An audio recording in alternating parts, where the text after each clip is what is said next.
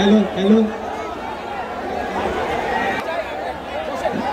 প্রিয় দেশবাসী, আমরা 3 আগস্ট এই শহীদ মিনার প্রাঙ্গণ থেকে আমরা এক দফা ঘোষণা দিয়েছিলাম।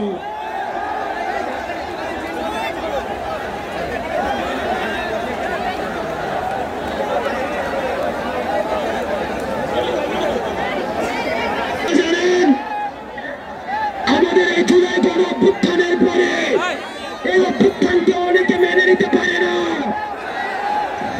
সেজন্য সচিবালয়ে, পুলিশে, বিচার বিভাগে বিভিন্ন সময় আমাদের বিরুদ্ধে ষড়যন্ত্র চলে।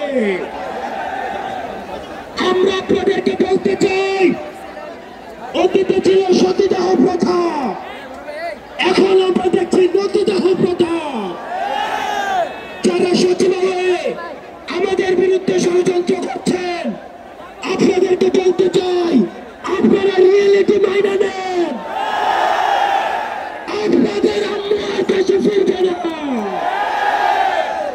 আমরা তাকে সীমান্তের উপরে পাঠিয়েছি, এই খুনি হাসিনা দেশে পুনর্বাসন হবে না।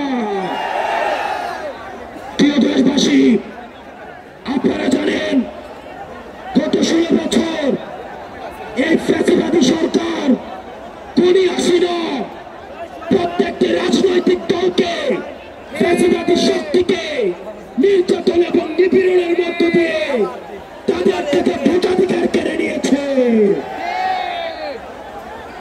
বিএনপি, জামাত সহ ফ্যাসিবাদ বিরোধী যতগুলো শক্তি রয়েছে, আলেম ওলামা রয়েছে, অনলাইন অ্যাক্টিভিস্ট রয়েছে, তাদের বাক স্বাধীনতাকে হরণ করেছে।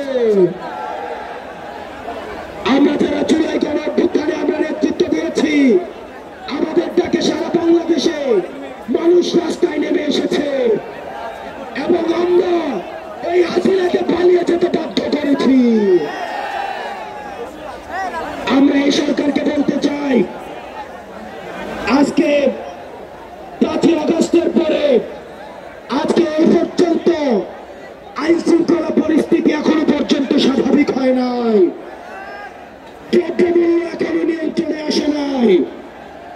আপনি যদি মনে করেন, বারবার বলতে থাকেন